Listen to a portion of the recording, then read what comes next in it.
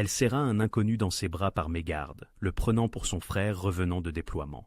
Un silence glacial s'abattit sur la gare, pétrifiant de terreur toutes les personnes présentes. Sans le savoir, elle venait d'enlacer le parrain de la mafia le plus redouté de la ville. Pour la première fois depuis des années, un sourire éclaira son visage, et il décida qu'il la protégerait coûte que coûte.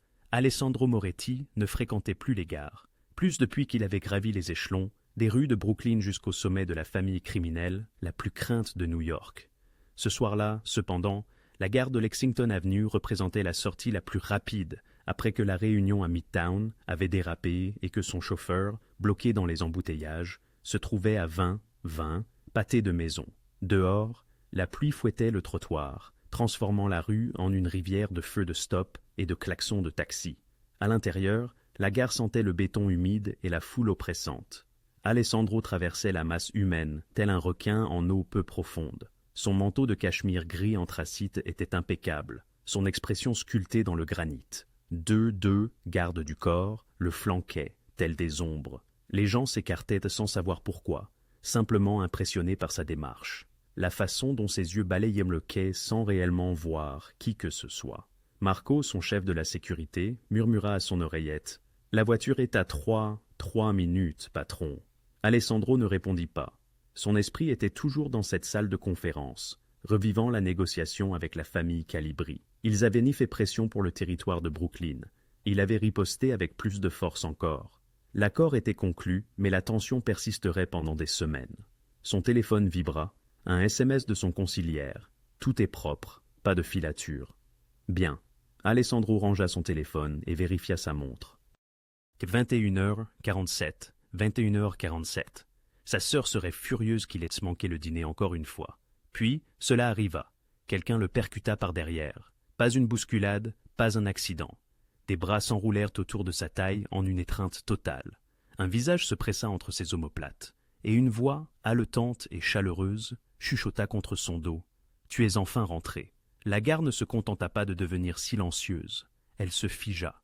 La main de Marco se porta à sa veste. Le deuxième garde du corps, Tony, pivota avec une précision mortelle. Les usagers s'immobilisèrent en plein pas. Une mère serra son enfant contre elle. Même le musicien de rue arrêta de jouer de la guitare. Alessandro Moretti n'était pas un homme que l'on touchait, jamais. Il sentait ses hommes tendus comme des ressorts, attendant son signal.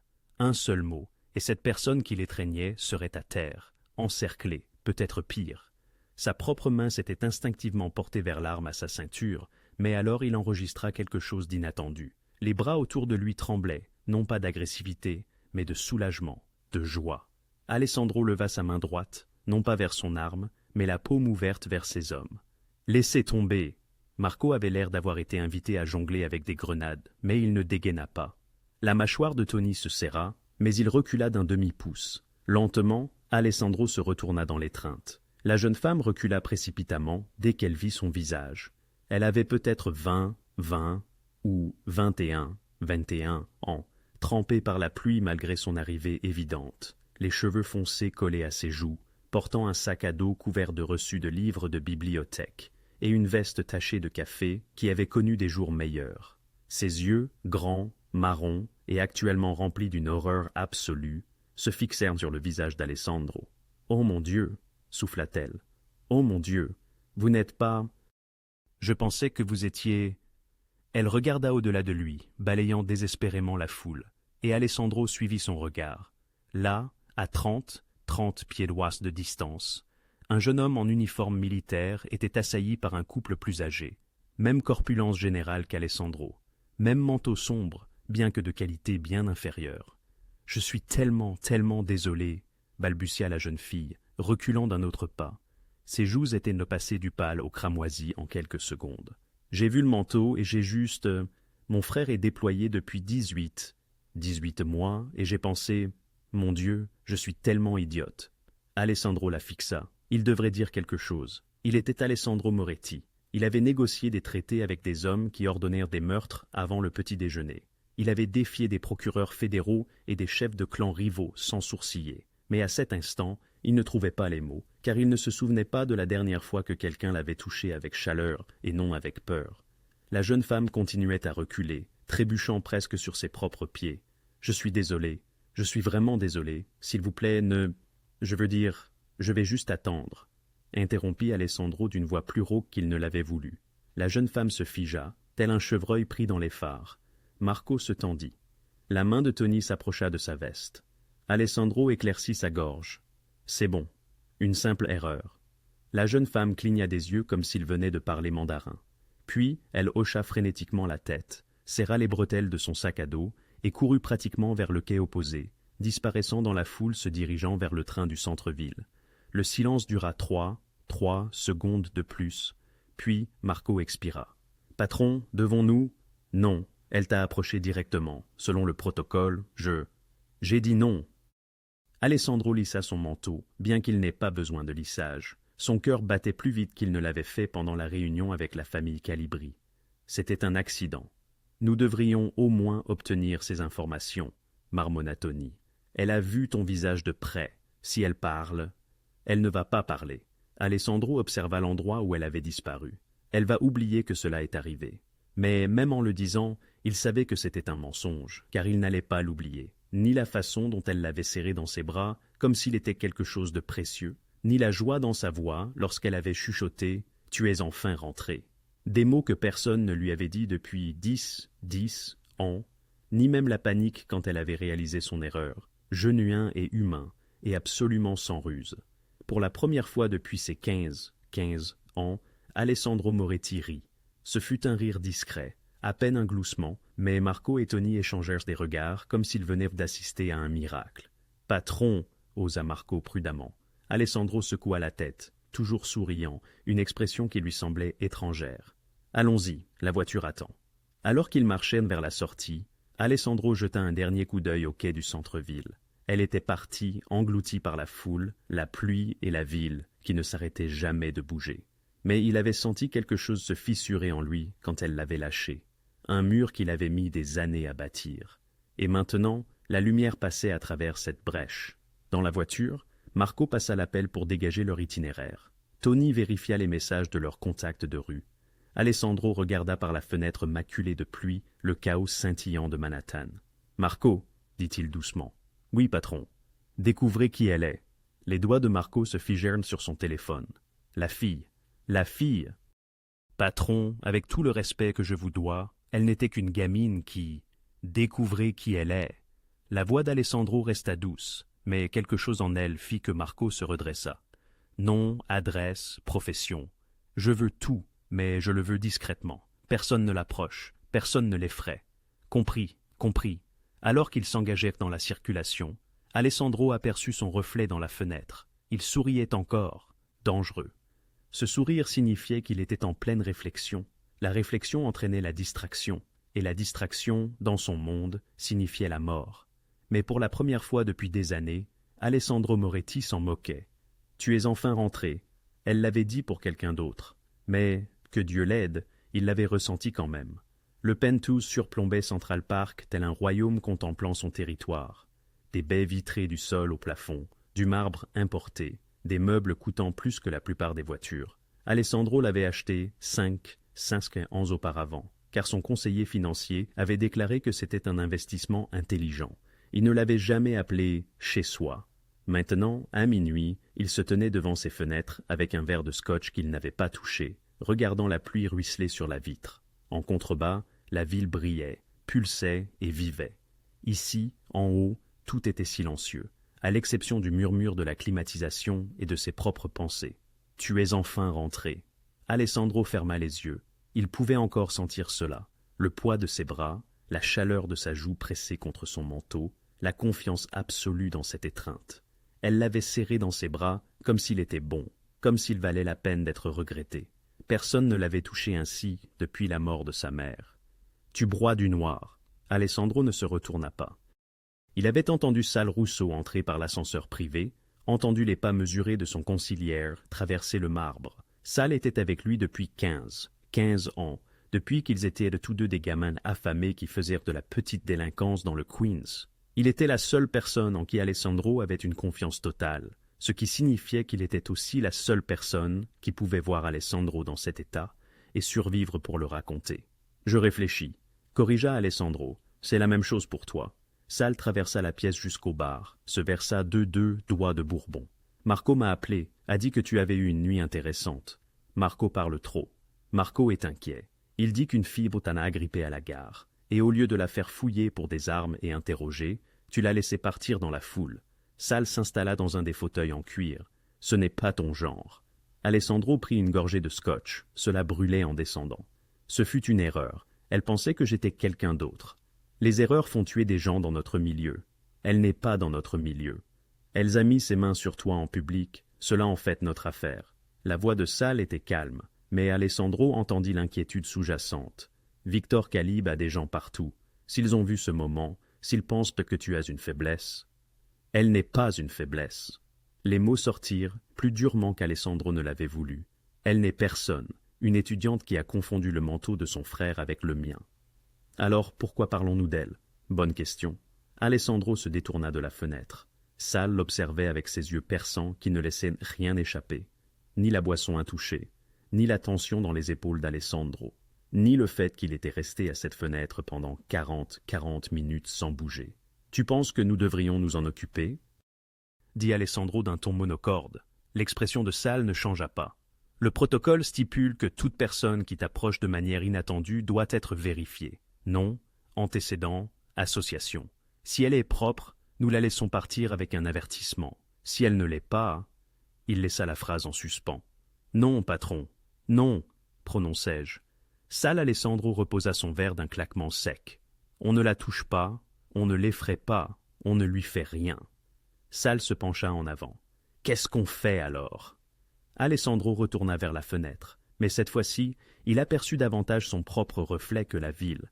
Des yeux sombres, une mâchoire ferme, un visage qui intimidait les hommes mûrs.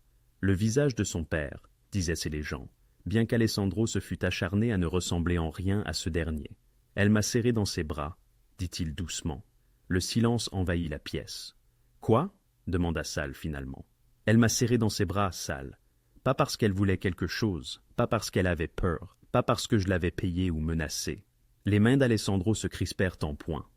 À quand remonte la dernière fois que quelqu'un m'a touché comme ça, comme si j'étais humain? Le visage de Sal s'adoucit. Il connaissait Alessandro depuis assez longtemps pour comprendre le non-dit. Les années d'isolement, la distance calculée qu'Alessandro maintenait avec chacun, la manière dont le pouvoir avait érigé autour de lui des murs que personne ne pouvait franchir. « Chef, » dit Sal avec précaution, « vous savez mieux que quiconque ce qui arrive quand on laisse les sentiments personnels interférer avec. » « Je n'interfère avec rien, je veux juste savoir qui elle est. » Et après? Alessandro n'avait pas de réponse à cette question. Sal s'approcha et posa une main sur l'épaule d'Alessandro, un geste que presque personne d'autre n'oserait. « Écoutez-moi, vous êtes fatigué. Le mois a été long avec les négociations Calibri. Vous voyez quelque chose qui n'existe pas parce que vous voulez le voir. Peut-être que cette fille, quelle qu'elle soit, vit dans un monde différent du nôtre, un monde pur. Si vous tirez sur ce fil, vous allez détruire toute sa vie. Et pourquoi? Un câlin qui ne vous était même pas destiné. » Ces mots frappèrent plus fort que Sal ne l'avait probablement voulu. Un câlin qui ne vous était même pas destiné. Alessandro le savait, bien sûr. Elle avait regardé le manteau, pas l'homme à l'intérieur. Mais, mon Dieu, juste pour un instant, il s'était senti comme un retour au bercail, et non pas comme un cauchemar. « Je sais ce que je fais, » dit Alessandro. Sal soupira. « Vous ne m'écoutez jamais quand vous êtes comme ça. C'est pourquoi vous êtes le conciliaire et moi le chef. » Malgré lui, Sal esquissa un sourire. « C'est juste.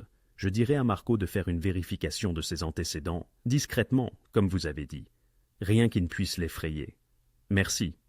Ne me remerciez pas encore. Il se peut que ce que nous trouvions ne vous plaise pas. » Sal se dirigea vers l'ascenseur, puis s'arrêta. « Pour tout dire, j'espère qu'elle est exactement celle qu'elle semblait être. Quelqu'un d'innocent et de gentil qui a commis une erreur. Parce que des types comme nous, on n'a pas souvent de tels moments. » Les portes de l'ascenseur se refermèrent, laissant Alessandro seul de nouveau. Il retourna à la fenêtre. La pluie avait cessé, et la ville scintillait comme du verre brisé.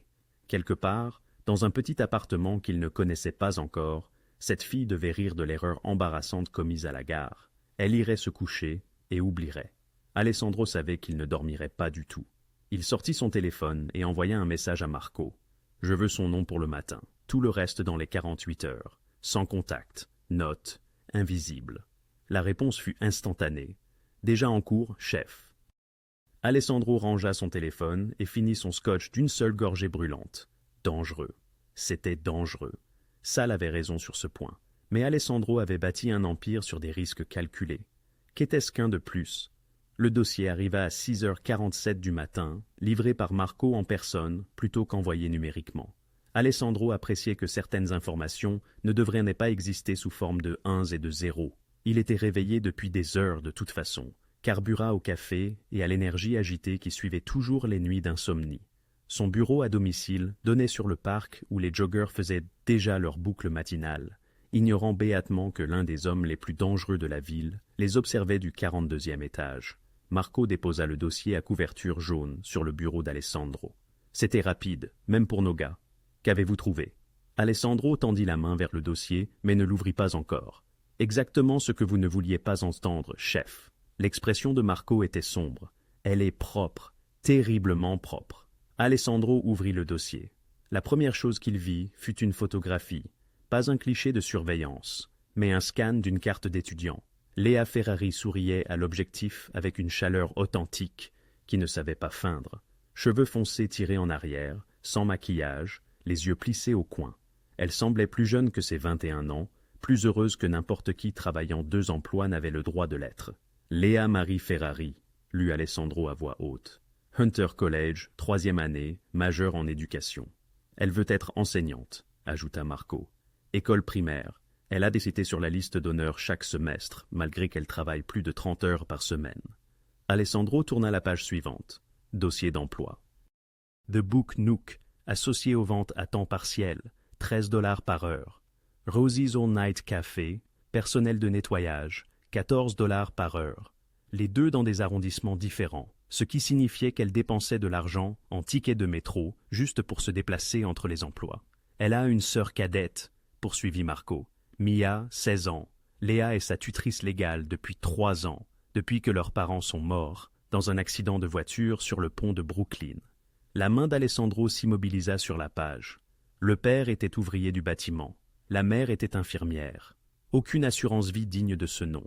L'appartement qu'il louait est devenu une copropriété juste après leur décès, et Léa n'a pas pu l'acheter. Elle et sa sœur ont déménagé dans un studio dans le Bronx.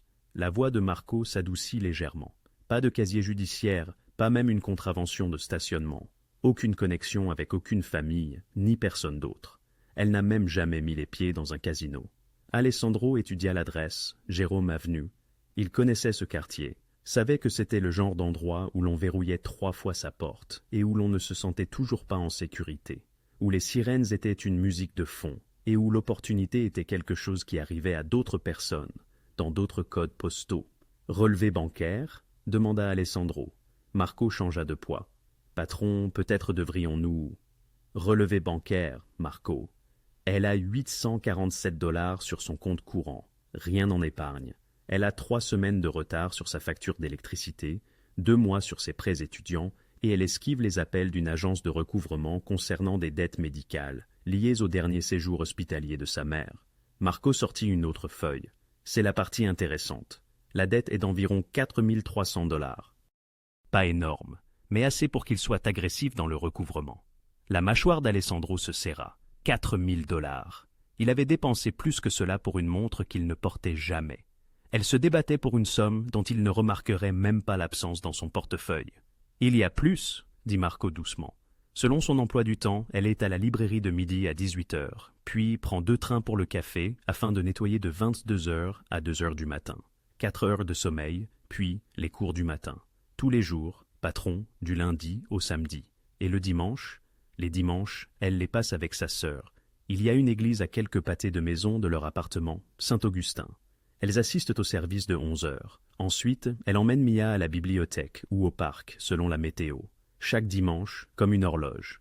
Alessandro ferma le dossier et se pencha en arrière dans son fauteuil. Le cuir craqua doucement. C'était ce dont Sal l'avait averti. Cette fille ne faisait pas partie de leur monde. Elle était tout ce que leur monde détruisait. L'innocence, l'espoir, la bonté. Elle se tuait à la tâche pour maintenir sa sœur à l'école et de la nourriture sur la table. Elle souriait comme si elle avait de quoi sourire, même quand elle ne l'avait manifestement pas. et il avait ressenti tout cela dans un seul câlin. « Que voulez-vous que nous fassions, patron » demanda Marco. « La procédure standard serait de classer cela et de l'oublier. Elle n'est pas une menace. » Alessandro se leva et se dirigea vers la fenêtre. L'aube se levait sur la ville, peignant tout en or et en rose, magnifique et faux. Son trajet vers le café. Il a dit qu'elle passait par la station Lexington. Oui, elle prend le train de 9h15 pour le Bronx, puis change à la 149e rue. À quelle heure arrive-t-elle habituellement à Lexington? Les yeux de Marco se plissèrent. Patron, à quelle heure, Marco? Une longue pause. Vers 21h10. Cela lui donne quelques minutes avant le train. Alessandro vérifia sa montre. Il avait une réunion avec son comptable à 10h, une autre avec les responsables de ses entreprises légitimes à midi. Rien qui ne l'obligeât à être près de la station Lexington Avenue à 21h10. Rien, si ce n'est une fille qu'il avait serrée dans ses bras par erreur et avait en quelque sorte ouvert quelque chose en lui. « Dites à Vincent d'adapter mon itinéraire du soir, » dit Alessandro. « Je veux passer par la station Lexington, vers 21h. Patron, c'est la direction opposée de... » Je n'ai pas demandé de conseil de navigation, Marco. J'ai dit « adapter l'itinéraire ». L'expression de Marco passa de l'inquiétude à la confusion, puis à la résignation, avant d'atterrir sur l'acceptation. « Et si elle vous voit? Elle ne me verra pas. » Alessandro retourna à son bureau et glissa le dossier dans son tiroir, le verrouillant. « Je veux juste m'assurer qu'elle rentre chez elle en toute sécurité. Ce quartier n'est pas sûr à 2h du matin. Nous pourrions faire en sorte que quelqu'un la suive, un professionnel. Elle ne le saurait jamais. Non, la voix d'Alessandro était ferme. Personne ne l'approche, personne ne la suit chez elle. Je serai juste dans les parages. C'est tout. » Marco l'observa un long moment. « Vous savez que c'est fou, n'est-ce pas? Notez. Vous êtes Alessandro Moretti. Vous ne fréquentez pas les gares, et vous ne vous souciez certainement pas que des étudiantes rentrent chez elles en toute sécurité. Apparemment, si, maintenant. » Marco secoua la tête, mais ne put tout à fait cacher son sourire. « Vous vous ramollissez, patron. Dites ça à quelqu'un, et vous découvrirez à quel point je suis ramolli. Jamais de ma vie. » Marco se dirigea vers la porte, puis s'arrêta. « Pour tout ce que ça vaut, elle semble être une bonne personne. Le genre qui vous rappelle que tout le monde dans cette ville n'est pas pourri. » Après le départ de Marco, Alessandro ressortit le dossier et regarda la photo de Léa. Léa Marie Ferrari, non plus seulement la fille. Une personne réelle avec une vie réelle et de vrais problèmes qui n'avaient rien à voir avec lui. Le plus intelligent serait de l'oublier, de ranger ça et de passer à autre chose. Mais Alessandro n'était pas arrivé là où il était, en faisant toujours le plus intelligent. Il avait avancé en faisant confiance à son instinct. Et chaque fibre de son être lui chuchotait que cette jeune femme, si chaleureuse, si authentique, malgré ses difficultés, détenait une importance inexpliquée. Il devait simplement percer ce mystère. 3e jour. Alessandro se persuadait que le hasard seul l'avait conduit à passer par la station Lexington à 2112, 21h12, et que le hasard encore l'avait poussé à jeter un regard par la vitre teintée pour apercevoir Léa se précipitant à travers la foule, son sac à dos ballottant. Elle semblait épuisée. Même de 50 pieds de distance, la fatigue imprégnait chacun de ses gestes. « Continuez », ordonna-t-il à Vincent, son chauffeur. Mais la nuit suivante, ils étaient mis de nouveau là, à 2110, 21h10, et celle d'après. Le 3e soir, Alessandro cessa de jouer la comédie. Il s'installa sur un banc près du kiosque à journaux, vêtu d'une simple veste noire et d'un jean. Rien à voir avec le costume onéreux de leur première rencontre. Pas de garde du corps à ses côtés, juste un voyageur parmi d'autres, patientant pour son train. Léa passa à moins de 10 pieds de lui, son téléphone collé à l'oreille. « Mia, je t'ai dit non. Tu ne peux pas aller chez Sarah un soir d'école. » Sa voix, empreinte de patience malgré la fatigue, continua. « Je me fiche que sa mère m'ait dit oui. Je dis non parce que tu as un examen de géométrie demain et que tu as à peine étudié. Je t'aime aussi. Je serai à la maison à 2300, 2h30. Il y a des restes dans le frigo. » Elle mit fin à l'appel et s'affala contre un pilier, fermant les yeux un bref instant. Alessandro l'observa prendre trois grandes respirations, redresser ses épaules, arborer un sourire avant de se diriger vers son quai. Il se demanda si elle s'autorisait parfois à ne pas sourire, si elle admettait jamais sa propre fatigue. Son téléphone vibra. Un message de Marco. « Tout va bien, patron? Vous ne répondez pas aux emails. » Alessandro coupa son téléphone. 4e jour. La compagnie d'électricité ne se laissa pas facilement convaincre. « Je suis désolé, monsieur. » dit la représentante au téléphone. Mais nous ne pouvons pas accepter un paiement pour le compte d'une autre personne sans autorisation appropriée. Alessandro s'y était attendu. La titulaire du compte est Léa Ferry, 2847, Jérôme Avenue, appartement 4B. Le solde est de 287 $. Je suis son... Il marqua une pause. Oncle. Elle est trop fière pour demander de l'aide, mais je ne peux pas supporter de savoir que ma nièce et sa sœur sont à un avis de coupure de perdre l'électricité. C'est très gentil, monsieur, mais nous avons besoin que mademoiselle Ferry autorise. Très bien, je paierai anonymement via votre système de paiement tiers. Vous proposez cette option, n'est-ce pas, pour les cadeaux? Un silence. Nous le faisons. Oui. Parfait, je m'en occupe tout de suite. Merci. Il raccrocha avant qu'elle ne puisse protester davantage et fit traiter le paiement par son comptable via trois sociétés écrans différentes. Intraçables. Le même après-midi, Alessandro passa un autre appel. Cette fois au gestionnaire de l'immeuble de Léa, un certain Eddie Torres, qui, selon les recherches de Marco, avait un problème de jeu et devait de l'argent à un gang du Queens. « Monsieur Torres, » dit Alessandro d'un ton agréable, « je crois comprendre que vous gérez le 2847 Jérôme Avenue. Qui est à l'appareil? Quelqu'un qui peut faire disparaître votre dette si vous faites quelque chose de très simple pour moi. » 10 minutes plus tard, Eddie accepta de faire réparer immédiatement le système de chauffage défectueux de l'appartement 4B sans frais pour la locataire. « Problème d'entretien de l'immeuble ?» lui dirait-il. Aurait dû être réparé il y a des mois. Alessandro ressentit une étrange satisfaction en raccrochant. C'était ça le pouvoir. Pas la violence dans laquelle il avait grandi, mais le pouvoir de changer la vie de quelqu'un sans qu'elle ne le sache jamais. 5e jour. Alessandro aurait dû rester dans la voiture. C'était la décision la plus sensée. Observer de loin, s'assurer qu'elle montait dans son train en toute sécurité, puis partir. Mais il avait vu l'homme ivre tituber vers elle sur le quai, et quelque chose dans la poitrine d'Alessandro était devenu froid et aiguisé. Léa lisait un roman de poche usé, attendant son train, lorsque l'homme l'approcha. Fin de la quarantaine, exhalant une forte odeur de whisky, même à 20 pieds de distance. « Salut, chérie !» bredouilla l'ivrogne, se penchant dangereusement près d'elle. « Qu'est-ce que tu lis ?» Léa s'écarta. « Rien, excusez-moi. »« Ne sois pas comme ça, j'essaie juste d'être amical. » Il attrapa son bras. Alessandro s'était mis en mouvement avant même d'avoir pris la décision consciente d'agir. Mais Marco et Tony furent plus rapides. Ils apparurent de chaque côté de l'ivrogne, comme des fantômes sortant de la fumée. La main de Marco se referma sur le poignet de l'homme, non violemment, mais avec une pression suffisante pour faire halter l'ivrogne et relâcher Léa. « Il est temps de partir, » dit Tony calmement. « La cellule de dégrisement au commissariat est agréable à cette période de l'année. J'ai rien fait. Vous avez touché la dame quand elle a dit « Excusez-moi, c'est quelque chose. » Marco le guida fermement vers les escaliers. « Allons, on va vous offrir un café et une cellule de garde à vue. » Ils disparurent avec l'ivrogne entre eux, laissant Léa les fixer avec confusion. Elle regarda autour d'elle, cherchant peut-être qui les avait envoyés, mais Alessandro s'était déjà fondu dans la foule. De sa position derrière une colonne de soutien, il la regarda monter dans son train en toute sécurité.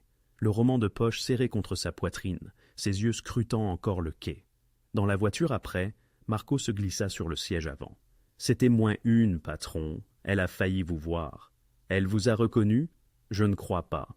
Nous n'étions que 2 gars qui séparaient un ivrogne. Ça arrive tout le temps ici. » Marco se retourna sur son siège. « Mais, patron, on ne peut pas continuer comme ça. Tôt ou tard, elle va remarquer le schéma. » Alessandro savait que Marco avait raison. 3 nuits de suite, il avait été à la gare. La facture d'électricité mystérieusement payée. Le chauffage réparé, l'ivrogne évincé avec une précision chirurgicale. « Elle a eu une vie assez difficile, » dit Alessandro doucement. « Je ne fais qu'équilibrer un peu les chances. Vous vous attachez. Je fais attention. Ce n'est pas la même chose. » La voix de Marco était douce, mais ferme. « Vous savez ce que dirait S ?» Alessandro le savait. S dirait qu'il était imprudent, que s'intéresser à cette fille était une faiblesse, que dans leur monde, l'attachement tuait. Mais Alessandro avait passé 15 ans à ne se soucier de personne, sauf de sa sœur et de S. 15 ans de mouvements calculés et de relations stratégiques, de tenir tout le monde à distance. Léa Ferry l'avait serré dans ses bras par erreur, et d'une certaine manière, cet accident lui avait rappelé ce que c'était que d'être humain. Encore une semaine. dit Alessandro. Je veillerai sur elle pendant 1 semaine de plus, je m'assurerai qu'elle est stable, puis je me retirerai. Marco n'avait pas l'air convaincu, mais il acquiesça. Encore 1 semaine. Cette nuit-là, Léa rentra chez elle et trouva un mot d'Eddie, le concierge, glissé sous sa porte. Chauffage réparé, entretien de l'immeuble. Aurait dû être fait il y a des mois. Désolé pour le retard. Elle regarda le mot longtemps, puis la facture d'électricité sur son comptoir qui n'affichait plus de solde impayé. Bizarre, murmura-t-elle. Mais elle était trop fatiguée pour remettre en question une telle chance. Elle espérait juste que cela durerait. 6e jour. L'annonce crépita dans les haut-parleurs de la station à 2118, 21h18. En raison d'une activité policière à la 86e rue, tous les trains en direction du sud sont retardés indéfiniment. Nous nous excusons pour le désagrément. Un grognement collectif parcourut la foule. Les navetteurs sortirent sur leur téléphone, appelant leur patron et leur gardienne et quiconque les attendait. Alessandro observait depuis sa position habituelle près de la colonne, alors que Léa vérifiait son téléphone, son visage se décomposant.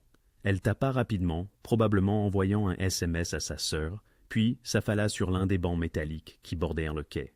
Alessandro aurait dû partir. Vincent l'attendait dans la voiture. Il avait des réunions tôt le lendemain. Il n'y avait aucune raison de rester, mais ses pieds le portèrent quand même vers le banc. Il s'assit à l'extrémité opposée, laissant une distance respectueuse entre eux. Marco et Tony se positionnèrent à proximité, essayant en vain de paraître décontractés. Alessandro remarqua l'expression de Marco, quelque part entre l'incrédulité et l'inquiétude. Pendant 5 minutes, aucun d'eux ne parla. Léa faisait défiler son téléphone, jetant parfois un coup d'œil au voisin vide. Alessandro fit semblant de lire des emails, mais il l'observait surtout du coin de l'œil. Elle semblait différente de près, plus jeune peut-être. Il y avait des cernes sous ses yeux que le maquillage ne pouvait pas masquer, et sa veste avait une petite déchirure près du col qui avait été soigneusement recousue. Mais quand elle sourit à quelque chose sur son téléphone, probablement un SMS de sa sœur, cela transforma tout son visage. « Excusez-moi, » dit Léa soudainement. Le cœur d'Alessandro bondit. « Oui. Savez-vous si les retards durent généralement longtemps ?» Elle désigna le quai vide. « Je ne prends cette ligne que depuis quelques mois. Ça dépend de la situation. » Alessandro garda sa voix neutre, décontractée. L'activité policière peut signifier n'importe quoi, de 20 minutes à 2 heures. « Génial, » soupira-t-elle. Mais il n'y avait pas de réelle colère dans sa voix, juste une acceptation fatiguée. « Ma sœur va me tuer. J'ai promis de l'aider avec ses devoirs de géométrie quand je rentrerai. Vous travaillez tard ? Équipe de nettoyage dans un café du Bronx. Glamour, n'est-ce pas ? » Elle le dit avec un humour autodépréciatif, sans amertume. La bonne nouvelle, c'est que personne ne vous dérange à 2 heures du matin. La mauvaise nouvelle, c'est tout le reste. Malgré lui, Alessandro sourit. Ça a l'air difficile. Ça paie les factures, surtout. Léa inclina la tête, l'étudiant. Vous me semblez familier. Est-ce que nous... Ses yeux s'écarquillèrent. Oh mon Dieu, vous êtes le gars. Le pouls d'Alessandro s'accéléra. Le gars de la semaine dernière. Je vous ai serré dans mes bras par erreur. Ses joues rougirent. Je pensais que vous étiez mon frère. J'en suis encore mortifié. Ne le soyez pas, erreur honnête. Vous avez été très gentil à ce sujet. La plupart des gens auraient paniqué. Elle sourit timidement. Vos amis avaient-ils l'air prêts à paniquer, eux? De l'autre côté du quai, Marco se déplaça inconfortablement. Tony avait la main près de sa veste, l'instinct prenant le dessus, même s'il n'y avait aucune menace. Ils sont protecteurs, dit Alessandro avec prudence. Risque professionnel. Que faites-vous? La question resta en suspens. Alessandro y avait répondu 1000 fois, avec 1000 mensonges différents. Import-export, immobilier, conseil financier, mensonges techniquement vrais, mais qui manquait la vérité tout entière. Affaire, dit-il finalement. Des trucs barbants. Ça ne peut pas être si barbant si vous avez besoin de garde du corps. Elle était incroyablement intelligente, une intelligence qui arracha à Alessandro un sourire rare. C'est un bon point, concéda-t-il, un brin mystérieux. Disons simplement que j'évolue dans un milieu très compétitif. Léa, intriguée, croisa les jambes sur le banc pour plus de confort. Au fait, je m'appelle Léa, ajouta-t-elle. Puisque nous nous sommes déjà étreints, autant faire les présentations officielles. Alessandro hésita. Son véritable nom était lourd de danger, une étincelle de reconnaissance pouvant jaillir de n'importe où. Pourtant, l'idée de mentir lui répugnait. « Alex », répondit-il, une version suffisamment proche de la vérité. Enchanté de faire officiellement votre connaissance, Alex, rétorqua-t-elle, lui tendant la main. Alessandro la saisit. Sa main, petite et douce malgré les callosités du travail, contrastait avec la sienne, plus rude. Il la tint une demi-seconde de trop avant de la relâcher. « Alors, qu'est-ce qui vous amène à la gare de Lexington à 22h20 un jeudi ?» demanda Léa. « Hormis des affaires mystérieuses, je suis de passage. C'est ma route habituelle, » répondit-il, ce qui n'était pas tout à fait faux. C'était effectivement devenu sa route coutumière, mais pour des raisons bien différentes de celles qu'elle pourrait imaginer. « Eh bien, quelle chance! Je peux m'excuser en personne de vous avoir bousculé la semaine dernière, » s'interrompit-elle. « Ai-je froissé votre manteau? Il avait l'air coûteux. C'est bon, vraiment. Tant mieux, parce que je n'aurais certainement pas les moyens de le remplacer, » dit-elle en riant, bien que son humour cachât une part de vérité. « Je vis au régime riz et ramen tant que mes prêts étudiants ne cessent pas de dévorer mes chèques de paie. » Léa poursuivit, les yeux pétillants. « Je suis à l'université, en 3e année d'éducation. Je rêve d'enseigner à l'école primaire, des élèves de 2e ou 3e année, idéalement, cet âge où ils croient encore que l'apprentissage relève de la magie, vous voyez? Alessandro, qui avait quitté l'école à 16 ans pour travailler pour l'équipe de son père, ne voyait pas. L'école était une réalité étrangère à son monde. « Ça me semble gratifiant, » dit-il seulement. « Ça le sera si je survis aux deux prochaines années, » rétorqua Léa, consultant à nouveau son téléphone. « Ma sœur me demande constamment quand je rentre. Elle a 16 ans et se croit adulte, mais elle a toujours peur de dormir quand je ne suis pas là. Vous vous occupez d'elle? Depuis le décès de nos parents, oui, cela fait maintenant 3 ans, dit-elle avec une franchise qui trahissait une douleur devenue indolore à force d'être répétée. Il n'y a que nous deux, mais ça va. Nous nous en sommes sortis. Alessandro savait ce que « s'en sortir » signifiait, d'après son dossier. Cela impliquait deux emplois, des repas sautés et des veilles jusqu'à 4 heures du matin pour aider à un devoir de géométrie. Cela signifiait tout sacrifier pour offrir une vie normale à sa sœur. « Elle a de la chance de vous avoir, » dit Alessandro doucement.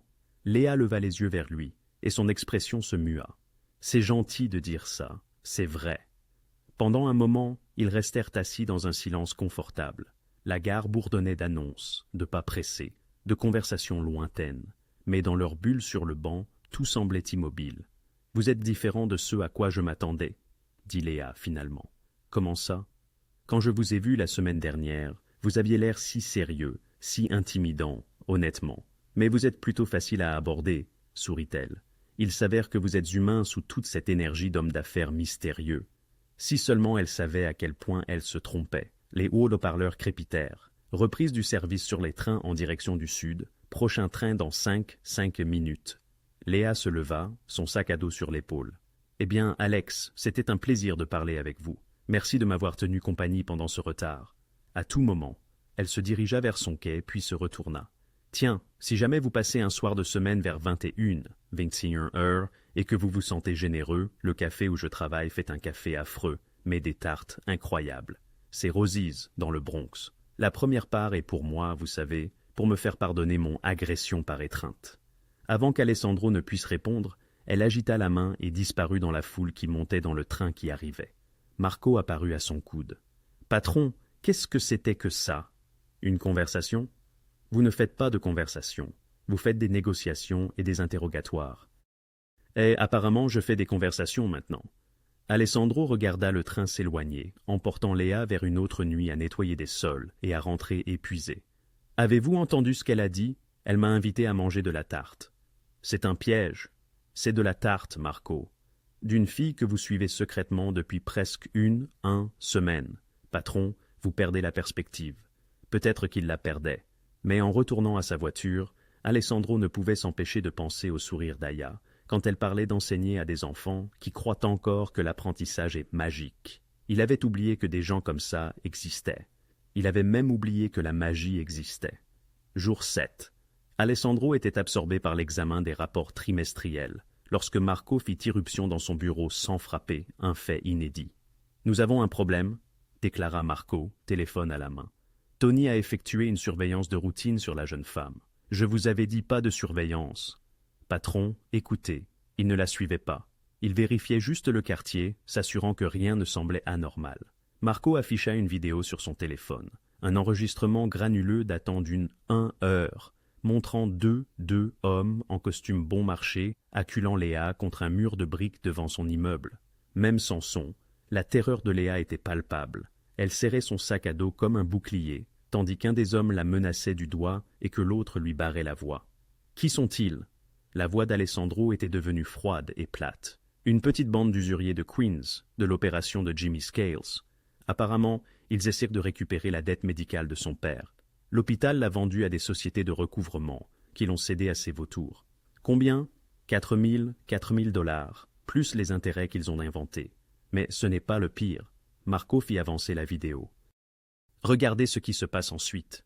L'homme le plus grand agrippa le bras de Léa. Elle tenta de se dégager. Il la tira plus près, prononçant des mots qui firent maintes pâlir son visage.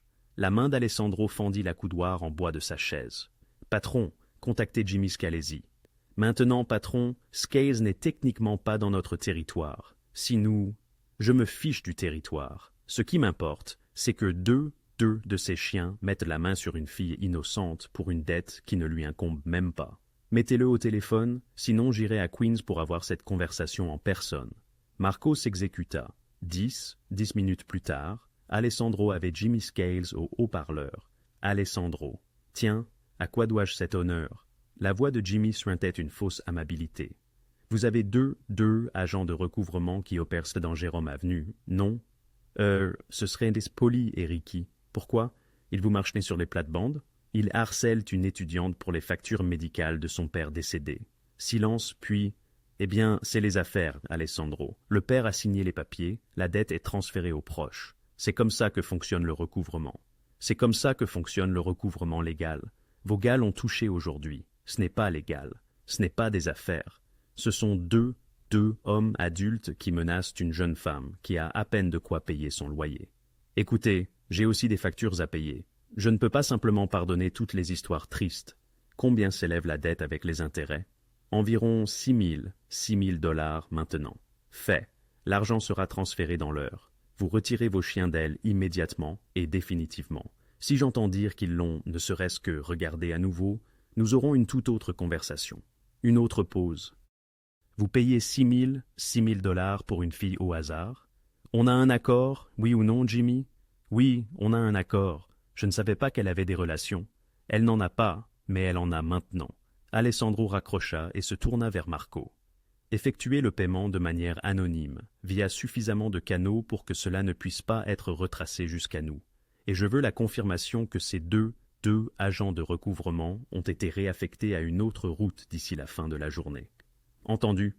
Marco hésita à la porte. Patron, vous savez qu'elle va se demander pourquoi ils ont soudainement disparu. Elle pensera qu'elle a eu de la chance. Parfois, les gens en ont. Pas dans cette ville. Pas sans raison. Après le départ de Marco, Alessandro revit la séquence de surveillance. Il observa le visage de Léa lorsque l'homme l'avait saisie. Il la vit tenter d'être courageuse, malgré sa terreur. Il avait vu suffisamment de peur dans sa vie pour reconnaître la vraie. Personne ne devrait éprouver une telle sensation en rentrant de ses cours. Jour 8. Son manager au café est un vrai cas, rapporta Marco le lendemain matin. Ce type, Denis Kowalski, la force à nettoyer les pièges à graisse à chaque service, la programme aux pires horaires, et selon les autres employés, il la soupait sur sa carte de pointage. Alessandro leva les yeux de son petit déjeuner. Est-ce qu'on peut le remplacer? Pas sans que ce soit évident, mais la propriétaire du café, Rosie Martinez, est une femme charmante, une dame âgée qui dirige une affaire honnête. Si elle savait ce que Denis faisait, elle le virerait sans hésiter. Alors, assurez-vous qu'elle le sache. Patron, comment suis-je censé... Vous êtes un homme créatif, Marco. Débrouillez-vous. Alessandro sirota son café. Et pendant que vous y êtes, renseignez-vous s'il y a des meilleurs quarts de travail disponibles. Des matins, peut-être. Quelque chose qui ne la force pas à nettoyer jusqu'à 2 heures du matin. Au jour 9, Denis avait été licencié après que Rosie eut reçu un courriel anonyme, accompagné de séquences de sécurité horodatées le montrant en train de voler dans la caisse et de falsifier les heures des employés. Rosie, horrifiée, s'excusa auprès de tout son personnel et demanda si quelqu'un souhaitait changer d'horaire. Léa demanda les matins et les obtint à compter de la semaine suivante. Jour 10. Alessandro était assis dans sa voiture devant le café de Rosie à 23h47, Observant par la fenêtre, Léa nettoyait les tables pour la dernière fois de son service de nuit. Elle fredonnait. Il ne pouvait pas l'entendre, mais il le percevait dans le mouvement de ses épaules. Elle semblait heureuse, allégée en quelque sorte. « Tu sais que ça devient excessif, n'est-ce pas ?» Sid s'était glissé à l'arrière sans prévenir. « Marco m'a tout raconté. Les usuriers, le gérant du café, les factures d'électricité. Patron, tu ne la protèges plus simplement, tu es en train de reconstruire toute sa vie. »« Je supprime les obstacles, » avoua Alessandro, se penchant en avant. « Et que se passera-t-il quand elle s'en rendra compte ? Quand elle réalisera que toute cette chance n'en est pas une ? Elle ne s'en rendra pas compte. Elle est intelligente, Alessandro. Tu l'as dit toi-même, les gens intelligents posent des questions. » À travers la fenêtre, Léa riait avec une autre serveuse, essuyant le comptoir. Le poids qui avait pesé sur ses épaules pendant des jours semblait s'être allégé. « Regardez-la, » murmura Alessandro. « Quand avez-vous vu quelqu'un d'aussi heureux à 2 heures du matin en ville pour la dernière fois ? Ce n'est pas la question, c'est justement la question. Elle se tue au travail pour assurer la sécurité et la nourriture de sa sœur. Elle ne se plaint jamais, elle se contente d'agir. Chaque jour, Alessandro se tournait vers S. « Savez-vous ce qu'elle m'a dit ? Elle veut enseigner à des enfants qui croient encore à la magie de l'apprentissage. À quand remonte la dernière fois que l'un de nous a cru en la magie ? » L'expression de S s'adoucit. « Chef, je comprends, vraiment. Mais s'inquiéter pour elle à distance est une chose. Ce que vous faites, effacer ses problèmes, manipuler sa vie, c'en est une autre. J'aide. Vous, vous vous impliquez. Et dans notre monde, s'impliquer signifie la mettre en danger. » Alessandro savait que S avait raison. Chaque geste qu'il posait, chaque problème qu'il résolvait pour Léa, la liait plus étroitement à lui. Et être proche d'Alessandro Moretti était l'endroit le plus dangereux de New York. Mais il l'avait vu menacé par des requins de la finance, l'avait vu enchaîner 2 emplois pénibles pour survivre, l'avait vu sourire malgré l'épuisement parce que sa sœur avait besoin qu'elle soit forte. Il ne pouvait pas s'en aller. « Encore une semaine de plus, » dit Alessandro. « Ensuite, j'arrêterai. » Vous avez dit ça la semaine dernière. Cette fois, je suis sérieux. S ne semblait pas convaincu, mais il sortit de la voiture sans un mot de plus. Alessandro la regarda jusqu'à ce qu'elle termine son service et se dirige vers la gare. Marco et Tony la suivaient discrètement pour s'assurer qu'elle rentre en toute sécurité. Elle allait bientôt commencer son service du matin. De meilleures heures, un meilleur salaire, un trajet plus sûr. Tout cela grâce à lui. Tout cela sans qu'elle le sache. Alessandro se disait qu'il faisait ce qu'il fallait. Il se disait qu'il pouvait arrêter quand il voulait.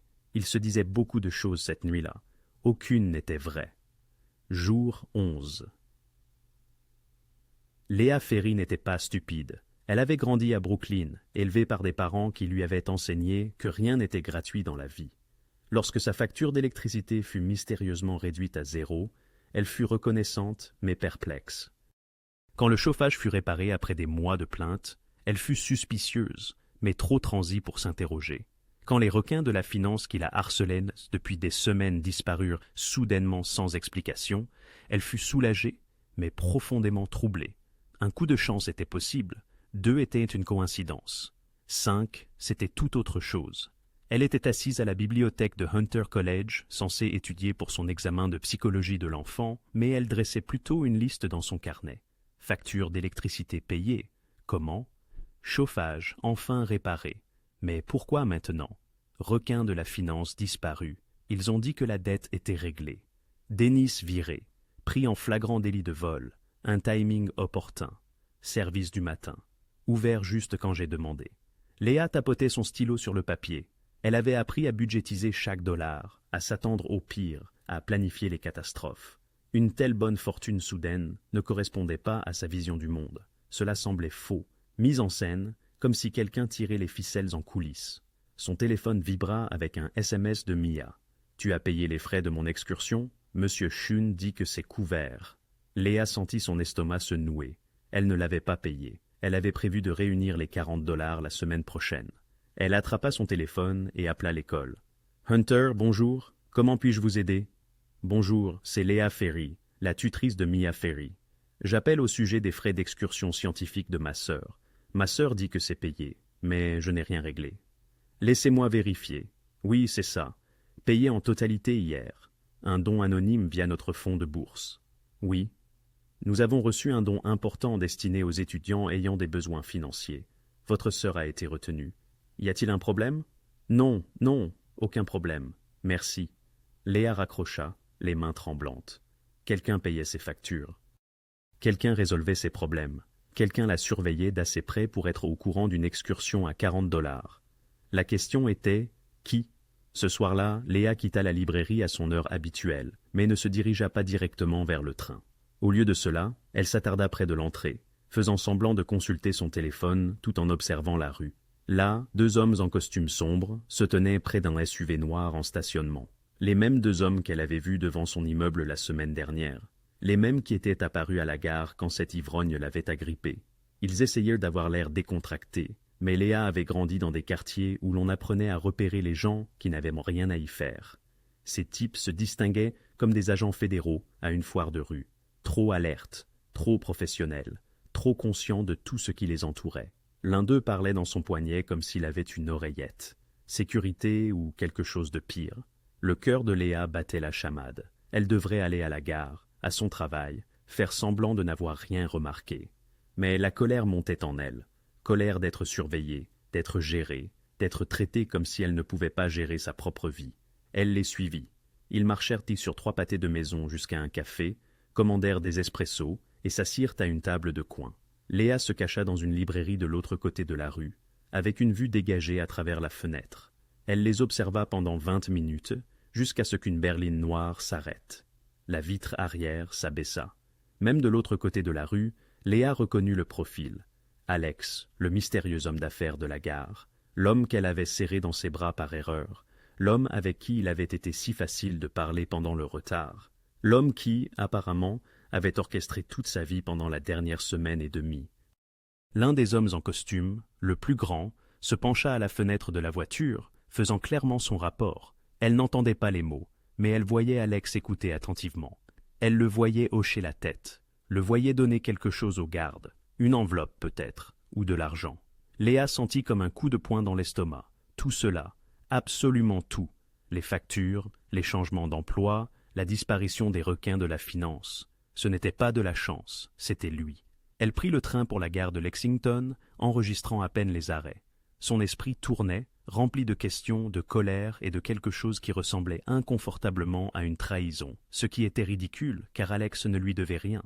Ils avaient reparlé une fois pendant peut-être 20 minutes, mais il avait semblé authentique, gentil, humain. Au lieu de cela, il l'avait traité comme un projet, comme une œuvre de charité. Au moment où elle atteignit la gare de Lexington, sa colère s'était cristallisée en quelque chose de froid et tranchant. Elle se tenait sur le quai, vérifiant l'heure, 21h12. Si son schéma se maintenait, il serait bientôt là. Elle n'eut pas à attendre longtemps. La berline noire s'arrêta à l'entrée de la gare. Alex en sortit, non pas en jean et en veste cette fois-ci, mais dans un costume cher qui coûtait probablement plus que son loyer mensuel. Les 2 gardes le flanquèrent immédiatement. Léa s'interposa directement sur son chemin. « Léa !» Il s'arrêta, la surprise traversant son visage. « Qu'est-ce que vous... Pourquoi faites-vous ça ?» Sa voix sortit plus dure qu'elle ne l'avait voulu, mais elle s'en moquait. Les factures, les changements d'emploi, les requins de la finance qui ont soudainement oublié que j'existais. Tout ça, c'était vous, n'est-ce pas? L'expression d'Alex devint soigneusement neutre. « Je ne sais pas de quoi... » Elle s'approcha et remarqua que ses gardes se tendaient. « Ne me mentez pas, je les ai vus. » Elle montra les hommes en costume. « Je les ai vus vous faire leur rapport. Je les ai vus me suivre pendant des jours, et j'étais trop fatigué pour le remarquer, mais je le remarque maintenant. Léa, si vous me laissez juste expliquer... » « Expliquer quoi? Que vous avez joué les marionnettistes avec ma vie? Que vous pensez que je suis un cas de charité qui a besoin d'un homme riche pour tout arranger? » Des larmes de colère piquaient ses yeux, mais elle refusa de les laisser couler. « Je m'occupe de moi et de ma sœur depuis 3 ans. Nous allions bien. Vous étiez menacé par des requins de la finance pour une dette qui n'était pas la vôtre. Et je l'aurais gérée. Comment? La voix d'Alessandro monta pour égaler la sienne. En vous tuant à la tâche à 2 emplois, en sautant des repas pour que votre sœur puisse manger, en espérant qu'il disparaîtrait, ce sont mes affaires, ma vie. Vous n'aviez pas le droit. » Sa voix se brisa. « Vous n'aviez pas le droit de me faire croire que les choses s'amélioraient enfin, alors que c'était juste vous qui jouiez à Dieu. Avez-vous une idée de ce que ça fait? pensez que les choses s'amélioraient enfin pour découvrir que tout est faux. Ce n'est pas faux. Les problèmes ont disparu. Vous êtes en sécurité, c'est réel. Mais ce n'est pas mérité, ce n'est pas à moi. Elle recula de lui. Je ne vous connais même pas. Nous avons parlé 20 minutes et soudain vous réorganisez toute ma vie. Quel genre de personne fait ça? Alessandro ouvrit la bouche puis la referma. Que pouvait-il dire? Qu'il avait été attiré par sa chaleur? Que son étreinte avait fissuré quelque chose en lui? Que l'avoir lutté était devenu insupportable? Tout cela semblait insensé. J'essayais d'aider, dit-il doucement. Je n'ai pas demandé votre aide. La voix de Léa était maintenant stable, froide. Je n'en veux pas. Quoi que ce soit, quoi que vous pensiez faire, arrêtez. Laissez-moi tranquille. Je suis sérieuse. Elle se tourna et marcha vers le quai en direction du centre-ville, les épaules rigides de colère. Léa, attendez. Elle ne se retourna pas, ne regarda pas en arrière. Alessandro la regarda disparaître dans la foule. Chaque instinct lui criait de la suivre, de la faire comprendre, de régler ça. Mais la main de Marco sur son épaule l'arrêta. « Laissez-la partir, chef. Elle a besoin d'espace. » Les mains d'Alessandro se serrèrent en poing. Lui qui avait résolu ses problèmes. Lui qui avait rendu sa vie plus facile. Lui qui l'avait protégé. Et d'une manière ou d'une autre, il avait tout empiré. Jour 12. Alessandro se tenait à la fenêtre de son penthouse à 21h15 ce soir-là, regardant les lumières lointaines de la gare de Lexington. Il n'y était pas allé depuis que Léa l'avait confronté. « Laissez-moi tranquille, je suis sérieuse. » Ces mots résonnaient en boucle dans sa tête. Derrière lui, S s'éclaircit la gorge. « L'accord de Westchester a besoin de votre signature. » Alessandro ne se retourna pas. « Laissez-le sur le bureau. »« Chef, ils ont besoin d'une réponse d'ici demain matin. » « Alors, ils l'auront demain matin. » S posa les papiers avec plus de force que nécessaire. « Vous êtes à cette fenêtre depuis 40 minutes. Elle ne veut pas vous voir. Respectez cela. » « Je le respecte. »« Non, vous boudez. Il y a une différence. » S se plaça à côté de lui. « Vous avez fait ce que je vous avais averti de ne pas faire. Vous vous êtes impliqué. Vous vous êtes permis de vous attacher. Et maintenant, vous en payez le prix. Moi, je l'ai aidé. Vous l'avez contrôlé. Il y a aussi une différence là. » La voix de S s'est adoucie. « Écoutez, je comprends. Vous avez vu quelqu'un de bon, d'innocent, et vous avez voulu protéger ça. Mais elle a raison. Vous n'avez pas demandé. Vous avez simplement décidé que vous saviez ce qui était le mieux, et vous l'avez fait quand même. Ce n'est pas de l'aide. C'est de la manipulation. Même si vos intentions étaient pures, la mâchoire d'Alejandro s'est serrée. Alors, que suggérez-vous? Que je l'oublie? Que je fasse comme si je ne l'avais jamais rencontré? C'est exactement ce que je suggère, pour son bien autant que le vôtre. Mais Alessandro ne pouvait pas oublier. Chaque fois qu'il fermait les yeux, il voyait son visage à la gare, la douleur et la trahison gravées sur ses traits. Il avait passé 15 ans à bâtir un empire de pouvoir et de contrôle. Et la seule fois où il avait essayé d'utiliser ce pouvoir pour quelque chose de bien, il avait détruit la seule chose authentique qu'il ait touchée depuis des années. Jour 13. La réunion du matin fut un désastre. Alejandro était assis au bout de la table de conférence, entouré de ses capitaines et lieutenants, tandis que Marco présentait les résultats trimestriels de leurs entreprises légitimes. Des chiffres défilaient sur l'écran. Restaurants, entreprises de construction, contrats de gestion des déchets. Patron, Marco a dit pour la troisième fois. Voulez-vous procéder aux négociations syndicales? Alessandro clignait des yeux. Quoi? Marco a échangé des regards avec S. Les négociations syndicales pour les équipes de construction. Nous en discutons depuis 20 minutes. D'accord? Oui, procédez. Avec quelle offre? L'augmentation de salaire de 12%, ou de 15%. Alejandro n'en avait aucune idée. Il n'avait pas écouté un mot de la présentation. Patron, vous vous sentez bien? A demandé Tony avec précaution. 15%, c'est fait. Alessandro se leva brusquement. Marco, tu termines la réunion. J'ai des appels à passer. Il partit avant que quiconque ne puisse répondre. Dans son bureau, Alessandro a ouvert le flux de sécurité qu'il n'était pas censé avoir, celui que Marco avait discrètement maintenu malgré l'ordre d'arrêter la surveillance. Il montrait l'entrée de l'immeuble d'appartement de Léa. Elle était partie en cours à 7h45 du matin. Elle n'était pas encore rentrée. Son nouveau poste du matin au café commençait à 6h du matin le lendemain. Elle évitait ses trajets habituels, prenait différents trains, s'assurant de ne pas le croiser. C'était intelligent, une forme d'autoprotection. Ça serrait la poitrine d'Alejandro. Son téléphone vibra. Un message de sa sœur Isabella. « Tu as encore raté le dîner du dimanche. Maria a préparé ton plat préféré. Tu nous évites ?» Il évitait tout le monde. Réunions, dîners, obligations. Tout semblait creux maintenant. Avant Léa, il s'était accommodé du vide. Il avait construit sa vie autour de cela. Maintenant, le vide l'étouffait. Jour 14, 14.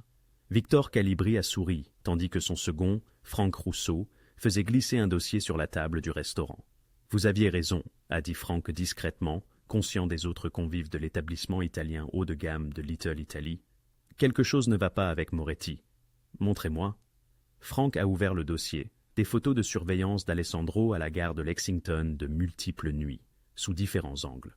Il se présente au même endroit, à la même heure, depuis près de deux semaines. Il reste juste là à regarder. À regarder quoi? Au début, nous pensions qu'il rencontrait quelqu'un, mais il ne rencontre jamais personne. Il attend juste, puis il part. Victor a étudié les photos. Alessandro Moretti était beaucoup de choses. Impitoyable, calculateur, dangereux, mais pas sentimental. Les hommes comme Alessandro ne perdaient pas de temps à attendre dans des gares, à moins qu'il n'y ait une raison. Il y a plus, a continué Franck. Il a sorti une autre photo. Il y a trois nuits, nous l'avons surpris en train d'avoir ce qui semblait être une dispute avec une fille. Âge universitaire, personne d'important. Victor s'est penché en avant. Personne d'important.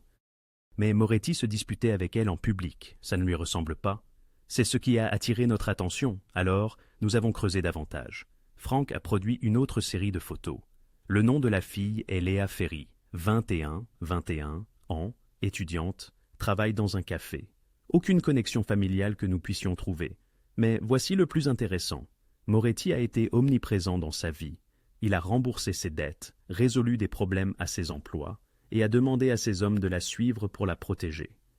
La protéger de quoi? Rien de spécifique, c'est ce qui rend la chose étrange. C'est comme s'il veillait sur elle sans raison.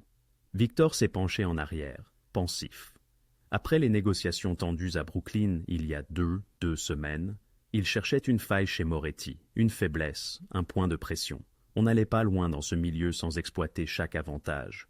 Et Alessandro Moretti, qui se souciait d'une étudiante lambda, c'était un sacré avantage. Continuez à la surveiller, a dit Victor. Je veux connaître son emploi du temps, ses itinéraires, partout où elle va. Si Moretti la protège, il y a une raison. Et s'il y a une raison, nous pouvons l'utiliser. Vous pensez à passer à l'action? Je pense que Moretti est distrait.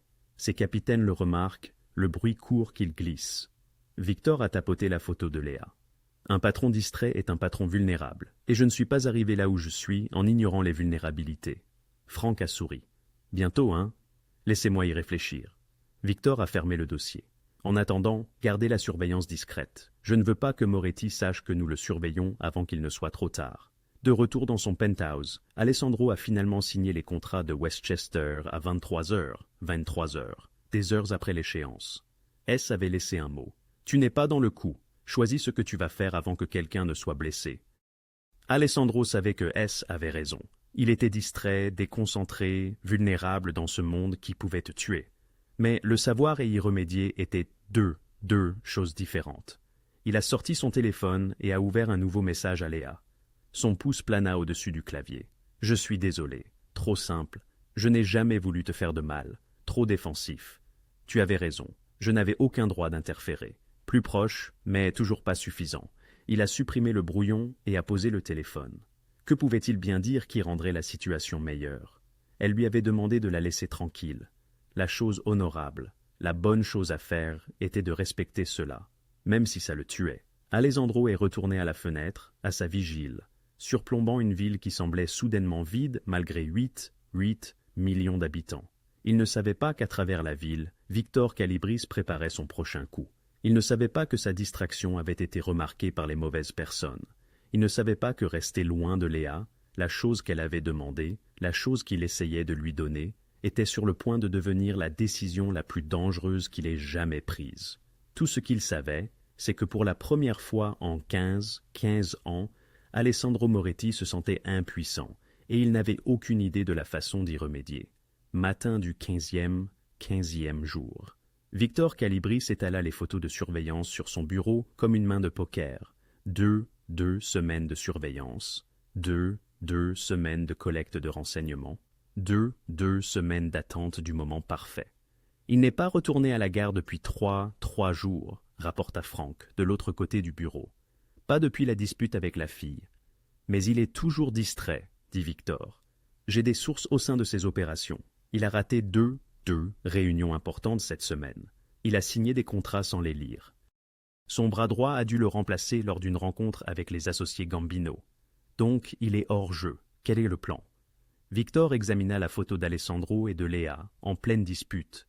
Leur langage corporel racontait une histoire. Sa main se tendant, elle reculant, une émotion sincère sur leurs deux visages. Pas d'affaires, pas de stratégie, quelque chose de personnel. Quand est-ce que Alessandro Moretti a eu quelque chose de personnel pour la dernière fois? Victor médita à voix haute. Jamais, à ma connaissance. Exactement. Pas de femme, pas de petite amie, il voit à peine sa sœur. Il a été intouchable parce qu'il n'a pas d'attache. Mais cette fille... Victor tapota sa photo. Il a remboursé ses dettes, arrangé ses emplois, fait suivre ses meilleurs hommes comme si elle était une diplomate. Personne ne fait ça à moins de s'en soucier. Alors, nous l'attrapons, nous l'utilisons comme levier. C'est trop risqué. L'enlèvement attire l'attention de la justice. Nous n'avons pas besoin de l'attention fédérale, d'enquête policière. Victor secoua la tête. Non, nous allons faire ça intelligemment. Nous allons créer une situation où ils sont tous les deux vulnérables. Il sortit un plan de la station de Lexington Avenue et l'étala sur le bureau. Des marques rouges indiquaient les caméras de sécurité. Des marques bleues montraient les points de sortie. Des marques vertes montraient les angles morts. Cette station est parfaite, continua Victor. Suffisamment bondée pour que le chaos serve de couverture, suffisamment publique pour que cela semble aléatoire. Nous les frappons pendant l'heure de pointe du soir. Faisons en sorte que cela ressemble à un vol qui a mal tourné. Moretti meurt. La fille meurt. Une regrettable balle perdue. Le NYPD le décrira comme de la violence de gang ou un crime aléatoire. Frank se pencha sur le plan. Moretti n'est pas allé à la station depuis 3 jours. Et s'il ne se présente pas? Il le fera, Victor sourit froidement. Parce qu'elle le fera. La fille l'a aussi évité, prenant des itinéraires différents pour l'instant. Mais ses examens se terminent aujourd'hui. Vérifiez le calendrier universitaire. La semaine des finales de Hunter College se termine cet après-midi. Elle reprendra sa routine normale. Victor traça un itinéraire sur le plan. Elle quitte le campus vers 17h. Prend le train 6 jusqu'à Lexington. Change pour se rendre à son café dans le Bronx. C'est une créature d'habitude. Elle sera de retour. Et Moretti surveille cette station depuis des semaines. Même s'il essaie de rester à l'écart, il ira la voir. Les hommes comme nous, quand nous nous soucions de quelque chose, nous ne pouvons pas nous empêcher de le vérifier. Les yeux de Victor étincelèrent. Nous sommes prévisibles de cette façon. Frank étudia le plan. Combien de tireurs? 4, habillés comme des navetteurs. 2 sur le quai. 2 aux sorties. Nous attendons qu'ils soient tous les deux là. Lui la regardant de loin comme il l'a fait. Puis nous agirons rapidement. Nous les abattons tous les deux avant que sa sécurité ne puisse réagir. Ses gardes du corps sont bons, Marco Rizzulli et Tony Benedetti, d'anciens militaires, tous les deux. Je sais, dit Victor, c'est pourquoi nous utilisons la foule comme couverture. Même les meilleurs gardes du corps hésitent lorsque des civils sont en ligne de mire. Victor roula le plan. Nous faisons ça aujourd'hui. Heure de pointe du soir, 18h15, quand le quai est le plus bondé. C'est un peu juste pour la planification. Plus nous attendons, plus il y a de chances qu'il se remette d'aplomb. En ce moment, il est vulnérable, distrait, émotif. Nous frappons pendant que la faiblesse est là. Frank hocha lentement la tête. Quant au nettoyage, nos gars abandonnent leurs armes dans 3 endroits différents et se dispersent dans le réseau de métro. Des voitures nous attendront à plusieurs stations. Au moment où le NYPD comprendra ce qui s'est passé, où sont les fantômes, Victor a refermé le dossier et Alessandro Moretti n'est plus qu'un souvenir. Jour 15, après-midi. Léa émergea de son dernier examen avec l'impression que son cerveau avait été essoré et pendu pour sécher. Psychologie de l'enfant. 3 dissertations et 50 questions à choix multiples sur les stades de développement et les théories de l'apprentissage. C'était fini.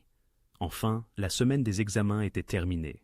Son téléphone vibra avec un message de Mia. « Comment ça s'est passé ? J'ai survécu. Je rentre à la maison, envie d'une pizza ce soir ?» Oui, avec du fromage en plus, évidemment. On se voit à 19 heures.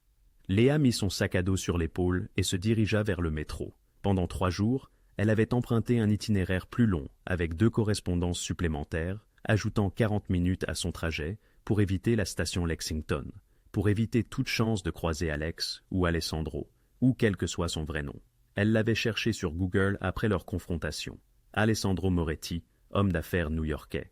Les résultats avaient été éclairants. Des articles vagues sur l'immobilier et la construction, des textes soigneusement rédigés sur ses intérêts commerciaux. Rien d'explicite, mais lire entre les lignes n'avait pas été difficile. Il n'était pas seulement riche, il était dangereux. Et il la suivait, manipulant sa vie, jouant les héros alors qu'elle n'avait jamais demandé à être sauvée. Mais 3 jours s'étaient écoulés. Sûrement, il avait compris le message à présent. Sûrement, il était passé à d'autres occupations mystérieuses que les hommes d'affaires endossaient quand ils n'interféraient pas dans la vie étudiante. Léa se tenait à l'entrée du métro, regardant la carte. Le long chemin pour rentrer chez elle prendrait 1 heure. L'itinéraire normal, via Lexington, 25 minutes.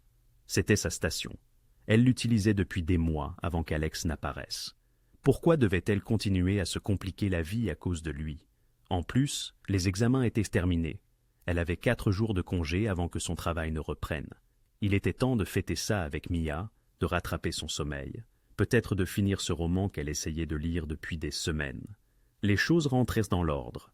Léa descendit dans le métro et se dirigea vers la ligne 6, le train qui l'amènerait à la station Lexington vers 18h15 ou or. De l'autre côté de la ville, Alessandro était assis dans son bureau, signant des documents sans les lire, comme il le faisait depuis 3 jours. Marco observait avec une inquiétude à peine dissimulée. « Patron, vous devez manger quelque chose. Vous n'avez bu que du café depuis hier. »« J'ai dit que j'allais bien, Marco. » Son téléphone vibra. Un message d'Isabella. « Si tu manques encore le dîner de dimanche, je viens à ton bureau et je te traîne moi-même. Maria prépare le braccio, ton plat préféré. 18h00.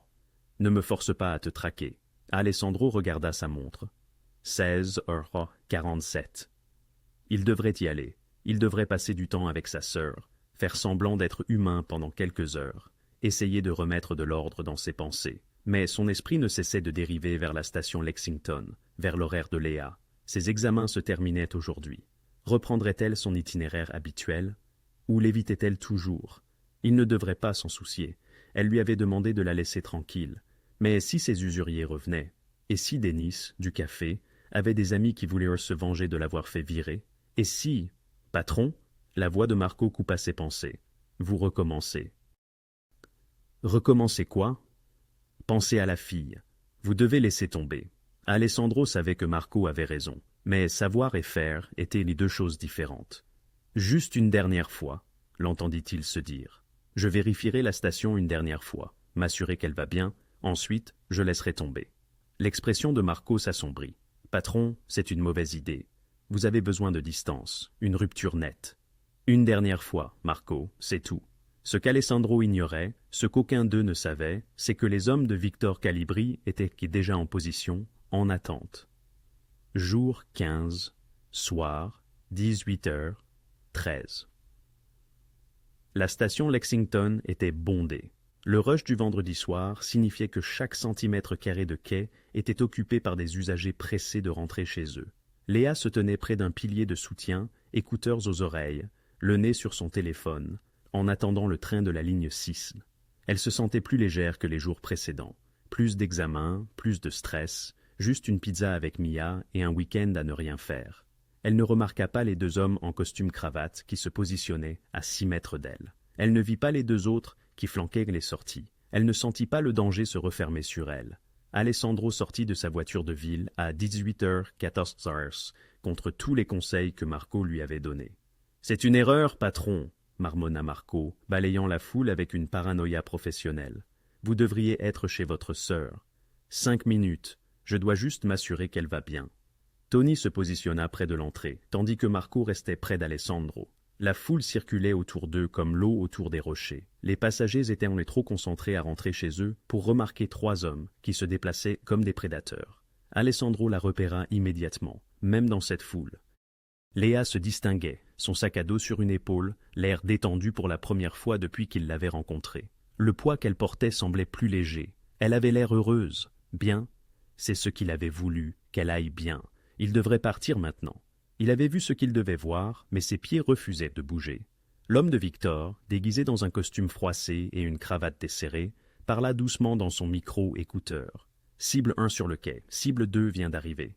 Position nord-est, vint la voix de Victor à travers l'écouteur. 4 hommes se déplaçaient dans la foule, comme des requins dans un banc de poissons. Cela se passa rapidement. À un moment donné, Alessandro regardait Léa consulter son téléphone. L'instant d'après, la main de Marco lui saisit l'épaule avec une force écrasante. « Pistolet !» Le mot sortit à peine de la bouche de Marco avant que le premier coup de feu ne retentisse dans la station. Le chaos éclata instantanément. Des cris, des gens tombant au sol, d'autres courant aveuglément. Le sac à main d'une femme explosa dans une averse de produits cosmétiques. Le kiosque à journaux vola en éclats. L'entraînement d'Alessandro s'enclencha. Il pivota vers un abri, sa main cherchant son arme. Mais Marco fut plus rapide. Il dégaina déjà, se plaçant déjà entre Alessandro et le tireur. Puis, Alessandro la vit.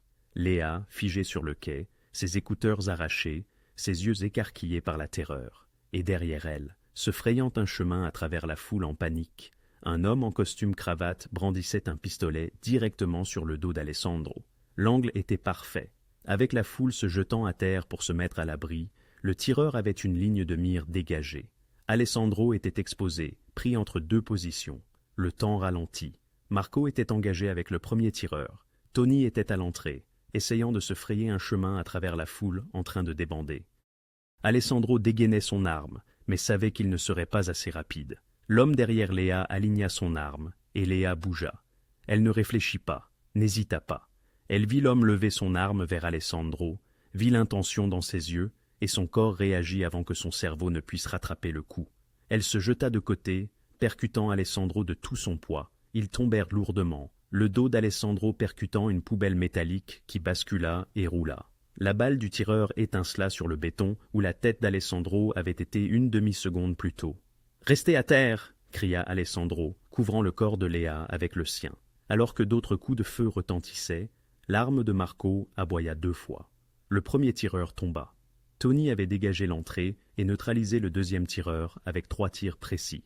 Le troisième homme, armé, voyant ses partenaires à terre, tira sauvagement dans la foule avant que la balle suivante de Tony ne l'atteigne à l'épaule. Il trébucha en arrière et courut vers la sortie de secours. Le quatrième, celui qui avait failli tuer Alessandro, réalisa que l'embuscade avait échoué. Il se tourna pour fuir, mais Marco était déjà là, l'arme appuyée sur la colonne vertébrale de l'homme. « Ne respirez même pas de travers !» grogna Marco. Le silence tomba, brisé seulement par des sanglots et le hurlement lointain des sirènes. Alessandro se releva, protégeant toujours Léa. « Êtes-vous blessé ?» Elle le regarda, respirant difficilement, les yeux incroyablement écarquillés. « Quoi ? Qu'est-ce que... » « Êtes-vous blessé ?» répéta-t-il, ses mains la palpant à la recherche de sang, de blessures. « Non, je ne le suis pas. » Elle regarda le carnage autour d'elle, 2 corps, du sang s'étalant sur le quai. Marco braquant un homme, tandis que Tony sécurisait le périmètre. Des usagers recroquevillés derrière des piliers et des bancs, traumatisés et terrifiés. Et Alessandro la regardant avec des yeux qui révélaient 15 années de violence. Elle commençait seulement à comprendre. « Oh mon Dieu !» murmura Léa. « Qui êtes-vous » Alessandro l'aida à se relever, sa main ferme sur son coude, même si son propre cœur battait la chamade. « Nous devons vous faire sortir d'ici maintenant. Ces hommes, ils essayaient de vous tuer. Oui, et vos gens, ils ont juste tiré. » Sa voix se brisa. « Léa, je vous expliquerai tout, mais pas ici. La police arrive, il faut y aller. » Elle se dégagea de lui, titubant en arrière. Ses mains tremblaient, tout son corps tremblait. « Vous n'êtes pas un homme d'affaires. Non, vous êtes... » Elle regarda Marco, attachant efficacement le tireur survivant.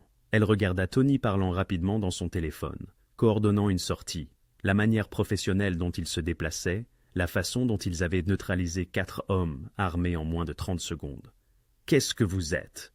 Alessandro rencontra son regard. Il ne servait à rien de mentir maintenant. Elle lui avait sauvé la vie. Elle méritait la vérité, même si cela détruisait la petite chose qui avait existé entre eux. « Je suis exactement ce que vous croyez, » dit-il doucement. « Et ces hommes sont venus ici pour me tuer. Mais ils vous auraient tué aussi, juste parce que vous étiez là. Parce que quelqu'un a pensé que vous comptiez pour moi. » Les mots restèrent nés suspendus dans l'air entre eux. « Est-ce que je compte ?» demanda Léa d'une voix à peine audible, couverte par le son des sirènes qui approchaient. « Je compte pour vous. » Alessandro voulut mentir, voulut lui dire qu'elle n'était rien, personne, juste une fille qu'il avait aidée sur un coup de tête, voulut la protéger de la vérité. Mais il avait déjà assez menti. « Oui, dit-il simplement, c'est ça le problème. » Les yeux de Léa se remplirent de larmes, sous le choc, la peur, l'adrénaline, tout la submergeant en même temps. Marco apparut à l'épaule d'Alessandro. « Patron, il faut y aller tout de suite. Le NYPD sera là dans 2 minutes. »« Elle vient avec nous, » déclara Alessandro. « Patron, elle m'a sauvé la vie, Marco. Ils l'ont vu faire. Si ceux qui les ont envoyés sont informés, elle deviendra une cible. Elle nous accompagne. » Alessandro se tourna de nouveau vers Léa, adoucissant sa voix. « Je sais que tu m'as demandé de te laisser tranquille. Je sais que tu me détestes en ce moment, mais ces hommes sont venus ici à cause de moi, et maintenant tu es impliqué, que tu le veuilles ou non. S'il te plaît, laisse-moi te protéger jusqu'à ce que nous trouvions une solution. » Léa regarda le sang sur le quai, les voyageurs effrayés, le monde qu'elle connaissait s'effondrer autour d'elle. Puis, elle posa son regard sur Alessandro, vraiment sur lui, au-delà du costume coûteux et de la réputation dangereuse, vers cet homme qui avait été si précautionneux de ne pas l'effrayer, qui l'avait protégée même quand elle lui demandait d'arrêter, et qui la regardait maintenant comme si elle était une chose précieuse et fragile. « D'accord, » murmura-t-elle. Alessandro fit un signe de tête à Marco. « Conduis-la à la voiture, je vous rejoins juste après. » Alors que Marco guidait délicatement Léa vers la sortie, Alessandro contempla le chaos qu'il laissait derrière eux. Victor Calibris avait agi, mais il avait échoué. Et ce n'était que le commencement. Jour 16, 2h47. Le refuge se trouvait à Westchester, une maison coloniale discrète nichée sur 3 acres de terrain boisé. Rien d'ostentatoire, rien qui ne puisse évoquer une cachette de mafia. Juste un endroit tranquille où des hommes dangereux se retiraient lorsque la ville devenait intenable. Léa était assise sur un canapé en cuir dans le salon, enveloppée dans une couverture que quelqu'un avait déposée sur ses épaules. Une tasse de thé, intouchée, reposait sur la table basse. Elle la fixait depuis 20 minutes, observant la vapeur monter et se dissiper. Alessandro se tenait près de la fenêtre, une main appuyée sur le cadre, scrutant l'obscurité extérieure. Marco et Tony étaient postés à différents points d'entrée. Sal était arrivé il y a 1 heure et passait des appels dans la cuisine, coordonnant les actions, gérant les retombées. Le silence entre Alessandro et Léa s'était étiré si longtemps qu'il était devenu une présence palpable dans la pièce. Finalement, Léa rompit le silence. « Ma sœur. Il faut que j'appelle ma sœur. »« C'est déjà fait, » répondit Alessandro sans se retourner. Sal lui a parlé, il lui a dit que tu aidais une amie en urgence et que tu resterais chez elle ce soir. Elle va bien. Vous avez fait appeler ma sœur de 16 ans par un inconnu en pleine nuit, s'indigna Léa. Auriez-vous préféré que je ne fasse rien, que je la laisse s'inquiéter de votre absence? Les mains de Léa se crispèrent sur la couverture. Je veux lui parler moi-même. Alessandro se détourna enfin de la fenêtre. Il paraissait épuisé, une première fissure dans son apparence maîtrisée. Demain matin, quand tu sauras quoi dire, quand tu auras digéré ce qui s'est passé. Et qu'est-ce qui s'est passé, exactement? La voix de Léa monta en volume. Parce que je viens de voir des gens se faire tirer dessus. J'ai vu vos hommes tuer deux personnes, sans hésitation. Je vous ai vu... Sa voix se brisa. Je vous ai sauvé la vie, et je ne sais même pas pourquoi. Alessandro s'approcha de la chaise en face d'elle, s'asseyant lentement. Tu m'as sauvé la vie parce que tu es une personne bonne, qui agit par instinct. Tu as vu quelqu'un en danger, et tu es intervenu. C'est ce que tu es. Ne me dites pas qui je suis, vous ne me connaissez pas. Je sais que tu travailles 2 emplois pour payer les études de ta sœur. Je sais que tu rêves d'enseigner à des enfants de CE1 qui croient encore à la magie. Je sais que tu prends soin de ton entourage depuis tes 18 ans et que tu ne t'es jamais plainte. Alessandro se pencha en avant, les coudes sur les genoux. Je sais que lorsqu'un homme ivre t'a agrippé, ton premier instinct a été de calmer la situation plutôt que de l'aggraver. Je sais que tu t'es excusé de m'avoir pris dans tes bras. Ce fut la meilleure chose qui me soit arrivée depuis des années. Léa le fixa. Qu'êtes-vous? Tu sais déjà ce que je suis, dis-le. Alessandro soutint son regard. Je suis le chef de la famille criminelle Moretti. Je dirige des opérations de Manhattan à certaines parties du New Jersey.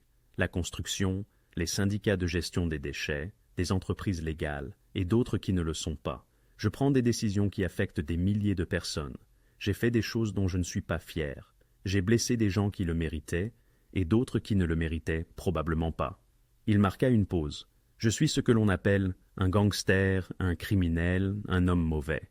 Alors, pourquoi m'avez-vous aidé? Parce que tu m'as pris dans tes bras. La simplicité de cette raison flottait dans l'air. Léa secoua la tête. Ce n'est pas une réponse. Ce n'est pas une raison de payer les dettes de quelqu'un et de bouleverser toute sa vie. C'en est une lorsque tu as passé 15 ans à être redouté, évité, traité comme si tu n'étais fait que de violence, rien d'autre. La voix d'Alessandro était basse, mais intense. Tu m'as enserré, me prenant pour un être cher. Pendant 5 secondes, j'ai ressenti ce que c'est que de manquer à quelqu'un, d'être le retour au foyer de quelqu'un au lieu de son cauchemar. Alors, vous avez décidé de jouer à Dieu avec ma vie? J'ai décidé de protéger quelque chose de bon, quelque chose d'innocent. Il passa une main dans ses cheveux, un geste si humain qu'il la surprit. Tu étais menacé par des requins de la dette pour une somme qui n'était pas la tienne. Tu travaillais sans relâche car le monde ne t'offrait pas d'autre choix. J'avais le pouvoir de régler ça. Alors, je l'ai fait. Sans me demander, sans te demander, il acquiesça. Parce que je savais ce que tu dirais. Tu dirais non. Tu insisterais pour t'en sortir seul. Tu continuerais à te battre parce que accepter de l'aide te semblerait une faiblesse. Alessandro se recroquevilla. Tu avais raison d'être en colère. Je t'ai privé de ta libre disposition. J'ai pris des décisions qui ne m'appartenaient pas. Mais Léa, je t'ai observé pendant des jours. Je t'ai vu sourire malgré l'épuisement. Je t'ai vu réconforter ta sœur alors que tu tenais à peine debout. Je ne pouvais pas simplement partir. Les yeux de Léa brûlaient. Vous auriez dû? Probablement, mais je ne l'ai pas fait. Et cette nuit, ce choix a failli te coûter la vie. Les mots s'installèrent entre eux comme des pierres. Ces hommes dans la gare, dit Léa, ils venaient pour vous. Une famille rivale, le clan Calibris. Les tensions durent depuis des mois. Ils m'ont vu distrait, ils m'ont vu te regarder et ont décidé d'en profiter. La mâchoire d'Alessandro se crispa. Ils avaient raison. J'étais distrait, j'étais inattentif. Je faisais des erreurs, je manquais des réunions. Mes proches l'ont remarqué. Mes ennemis aussi. Et ils ont frappé quand ils pensaient que j'étais le plus faible. À cause de moi, à cause de ce que je ressentais pour vous. Il y a une différence. Léa serra davantage la couverture. Je ne vous connais même pas. Tu me connais mieux que la plupart des gens. La voix d'Alessandro s'adoucit. Cette conversation sur le banc, pendant le retard du train, c'était authentique, c'était moi, pas le patron, pas le criminel, juste un homme parlant à une femme qui lui a rappelé ce que c'était que d'être humain. Léa repensa à cette nuit, à la facilité de la conversation, à la manière dont il avait plus écouté qu'il n'avait parlé, au sentiment de sécurité qu'elle avait ressenti, assise à côté de cet inconnu dans une gare bondée. « Vous ne faisiez pas semblant, dit-elle lentement. « Je n'ai jamais fait semblant avec toi, pas une seule fois. Mais vous avez menti sur qui vous étiez, sur ce que vous étiez. J'ai omis la vérité. Il y a une différence. » Alessandro se leva et retourna à la fenêtre. « Si je t'avais dit la vérité cette nuit-là, tu te serais enfui, et je ne t'en aurais pas voulu. La plupart des gens fuient quand ils comprennent ce que je suis. Je devrais m'enfuir maintenant. Tu devrais, mais tu ne l'as pas fait. » Léa regarda ses mains, la cicatrice sur sa paume due à sa chute contre Alessandro sur le quai, lorsqu'elle avait sauvé la vie d'un chef de gang sans la moindre hésitation. « Pourquoi m'avez-vous vraiment aidé ?» demanda-t-elle doucement. « Et ne dites pas que ce n'était que le câlin. » Alessandro garda le silence un long moment. Quand il parla, sa voix portait la trace de quelque chose qui ressemblait à la douleur. Une erreur, un câlin, c'est tout ce qu'il a fallu. Il se tourna vers elle. « J'ai bâti un empire sur le contrôle et la peur. Je me suis rendu intouchable. Et puis tu m'as pris dans tes bras par hasard et tu as fissuré quelque chose en moi que je croyais mort. Je n'arrêtais pas de penser à toi. Je ne pouvais pas m'empêcher de vouloir protéger cette chaleur, cette bonté. Je me suis dit que je ne faisais qu'aider. Mais la vérité, il eut un rire amer. La vérité, c'est que j'étais égoïste. Je voulais faire partie de ta vie, même si tu ne savais pas que j'étais là. Je voulais être la raison pour laquelle quelque chose de bien t'arrivait, juste une fois. » Les larmes ruisselèrent sur les joues de Léa. « Vous êtes fou, complètement. C'est la chose la plus absurde que j'ai jamais entendue. Je sais. Vous auriez pu simplement m'inviter à prendre un café, comme une personne normale. Je ne suis pas une personne normale, Léa. Les gens normaux n'ont pas de rivaux qui tirent dans les gares. » Elle rit, un son liquide, un peu hystérique. C'est fou. Oui, je devrais partir, retourner à ma vie, oublier tout ça.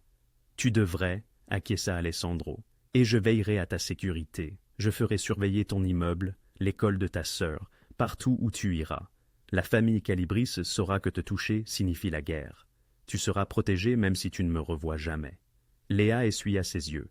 Et c'est censé me rassurer de savoir que des mafieux me suivront pour toujours? Non, c'est censé te maintenir en vie. Elle se leva, la couverture glissant. J'ai sauvé votre vie ce soir. Tu l'as fait. Pourquoi? Pourquoi ai-je fait ça? Alessandro rencontra son regard à travers la pièce. Je ne sais pas. À toi de me le dire. Léa n'avait pas de réponse. Elle avait agi par instinct, s'était jetée sur un homme à qui elle avait demandé de la laisser tranquille, risquant sa vie pour quelqu'un qui avait manipulé la sienne. Cela n'avait aucun sens, à moins qu'une partie d'elle n'ait su, même alors, que sous les mensonges, le contrôle et le danger, Alessandro Moretti n'était qu'un homme qui avait oublié comment se connecter aux autres, jusqu'à ce qu'un câlin fortuit le lui rappelle. « J'ai besoin de temps, » dit finalement Léa, « pour réfléchir, pour digérer tout ça. Prends tout le temps qu'il te faudra. Tu es en sécurité ici. Et ensuite, tu décideras. Reste dans ma vie, de la manière qui te semblera juste, ou tourne la page, et je veillerai à ta protection à distance. » La voix d'Alessandro était ferme, mais ses yeux trahissaient une trace de désespoir. « Quoi qu'il en soit, Léa, tu n'es plus seule. Que tu le veuilles ou non, tu comptes pour moi. Cela ne changera pas. » Léa hocha lentement la tête et se dirigea vers la chambre d'amis que Sal avait préparée. À la porte, elle marqua une pause. « Alessandro. Oui. Merci d'avoir été honnête. Enfin. C'est la moindre des choses que tu mérites. » Elle referma doucement la porte, laissant Alessandro seul avec ses pensées et le poids de tout ce qu'il venait d'avouer. Pour la première fois depuis 15 ans, il avait livré la vérité complète à quelqu'un. Désormais, il ne lui restait plus qu'à attendre de voir si cette vérité suffirait. Trois semaines plus tard, la famille Calibri apprit à ses dépens qu'attaquer le point faible d'Alessandro Moretti était une erreur fatale. L'opération de Victor fut démantelée en 72 heures. Ses entrepôts furent si perquisitionnés par des agents fédéraux, mystérieusement alertés par des tuyaux anonymes. Ces entreprises légales firent l'objet de vérifications fiscales soudaines de l'IRS. Ses principaux lieutenants furent arrêtés en vertu de mandats en suspens, ignorés stratégiquement des années durant, jusqu'à ce qu'ils ne le soient plus. Victor lui-même fut retrouvé par le FBI dans un entrepôt du Queens, assis à une table, avec suffisamment de preuves de racket pour l'incarcérer pendant 20 ans. Il se rendit sans résistance, sachant que la prison était plus sûre que de rester dans la rue avec Alessandro Moretti à ses trousses. Le message était clair, on ne touche pas à ce qui lui appartient. Mais Alessandro avait agi avec prudence, de manière chirurgicale. Il avait utilisé les voies légales chaque fois que possible, mis à profit ses contacts au FBI, sollicité des faveurs auprès de juges et de procureurs. Pas de cadavres, pas de violence, juste la destruction systématique de tout ce que Victor avait bâti. C'était personnel, mais c'était aussi une affaire. Et les affaires, se rappela Alessandro, c'était son domaine. Léa revint à son appartement après 4 jours passés dans la planque. Alessandro avait tenu parole. Ses dettes avaient été effacées par des moyens légitimes cette fois, grâce à des prêts documentés provenant d'un fonds de bourse d'études bel et bien existant. Aucune intervention mystérieuse, aucune main invisible. Marco et Tony avaient maintenu une surveillance discrète, mais seulement jusqu'à la neutralisation de la menace des Calibri. Puis, ils disparurent, laissant Léa reprendre sa vie sans ombre. Elle n'eut aucune nouvelle d'Alessandro. Pas d'appel, pas de SMS, pas de rencontre fortuite. Il lui avait donné l'espace qu'elle avait demandé. Elle aurait dû être soulagée. Au lieu de cela, elle se surprenait à penser constamment à lui. En classe, elle se rappelait la façon dont il l'avait abritée de son corps pendant la fusillade. Au travail, elle revoyait l'honnêteté brute dans sa voix, quand il avait avoué pourquoi il l'avait aidée. La nuit, elle rejouait leur conversation sur le banc, avant qu'elle ne sache qui il était, quand il n'était qu'Alex, un homme qui écoutait plus qu'il ne parlait. Mia remarqua. « Tu es bizarre ces derniers temps. Je suis normal. Tu fixes souvent le vide et tu souris à des moments aléatoires. C'est flippant. » Mia fit une pause. « C'est à cause de l'urgence de ton ami d'il y a quelques semaines ? Peut-être. C'est un garçon ?» Léa rougit malgré elle. « C'est compliqué. C'est ce que les gens disent quand c'est clairement un garçon. » sourit Mia. « Tu devrais l'appeler. » « Je ne sais pas si je devrais. » « Pourquoi pas ? parce qu'il était dangereux, parce que son monde avait failli la tuer, parce que tenir à lui était imprudent, stupide et complètement fou. Mais aussi parce que, quand elle avait plongé son regard dans le sien dans cette planque, elle avait perçu quelque chose d'authentique sous toute cette violence et ce pouvoir, quelque chose de brisé qui reconnaissait les parties brisées d'elle-même, quelque chose qui l'avait rejointe de la seule manière qu'il connaissait. « C'est compliqué », répéta Léa. Alessandro se tenait sur le quai de Lexington Avenue à 21h12, 21h12, un vendredi pluvieux, exactement trois semaines après la fusillade. Il était seul, sans Marco, sans Tony, sans garde du corps, juste un homme en manteau sombre, les mains dans les poches, regardant la pluie strier les vitres. Il était resté à l'écart comme il l'avait promis. Il avait accordé à Léa l'espace dont elle avait besoin, s'était concentré sur les affaires, sur la reconstruction de sa concentration, sur le fait d'être le patron dont sa famille avait besoin. Mais, ce soir, il était revenu là où tout avait commencé. Il ne s'attendait pas à la voir. Elle avait tourné la page, avait probablement oublié le mafieux fou qui avait bouleversé sa vie, à cause d'une accolade malencontreuse. C'était bien, c'était ce qu'il voulait. Il était un piètre menteur, même pour lui-même. La foule s'écoulait autour de lui, les navetteurs rentrant chez eux, les touristes étudiant des cartes, les adolescents riant en se penchant sur leur téléphone, des gens normaux menant des vies normales. Puis il la vit. Léa se tenait en haut des escaliers, son sac à dos sur une épaule, les cheveux humides de la pluie. Elle balayait le quai du regard comme si elle cherchait quelque chose, comme si elle cherchait quelqu'un. Leurs yeux se croisèrent à travers la foule. Un instant, aucun des deux ne bougea. Le cœur d'Alessandro battait la chamade. Il aurait dû partir, s'éloigner et la laisser retrouver sa vie normale. Mais Léa marchait vers lui, d'abord lentement, puis plus vite. Elle s'arrêta à un mètre d'elle. « Salut, salut. » Sa voix sortit plus rocailleuse que prévu. « Tu es là? Je suis seul. » « Oui. » Léa acquiesça, assimilant la situation. « Je viens ici tous les vendredis, à la même heure, depuis deux semaines. Je pensais que tu... » Elle laissa sa phrase en suspens. « Je te laissais de l'espace, comme tu l'avais demandé. »« Je sais, mais... » Elle s'approcha. « J'ai réfléchi à ce que tu as dit, à l'étreinte, à pourquoi tu m'as aidé. » La poitrine d'Alessandro se serra. « Léa, laisse-moi finir. » Elle prit une grande inspiration. « Tu as eu tort de manipuler ma vie, tort de prendre des décisions sans me demander, tort de penser que tu savais ce dont j'avais besoin.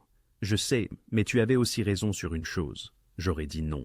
J'aurais continué à lutter parce que je suis têtu et fier, et j'ai passé trois ans à prouver que je n'ai besoin de personne. » Ses yeux brillèrent. « Sauf que j'ai besoin de gens, j'ai parfois besoin d'aide. J'ai besoin de quelqu'un qui me voit me noyer et me lance une corde, même si je suis trop fier pour la demander. Tu méritais mieux que des secrets et des manipulations. Je l'ai fait.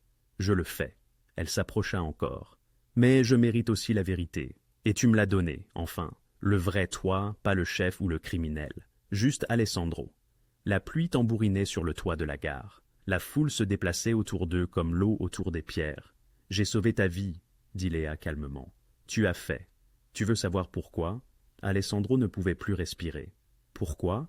Parce que entre cette première étreinte, ce retard de train et tout ce qui a suivi, j'ai commencé à me soucier de l'homme qui s'asseyait tranquillement sur un banc et écoutait. L'homme qui me regardait comme si j'étais précieuse. L'homme qui avait oublié comment être humain jusqu'à ce que quelqu'un le lui rappelle par accident. Elle franchit la distance restante entre eux. Je choisis ça.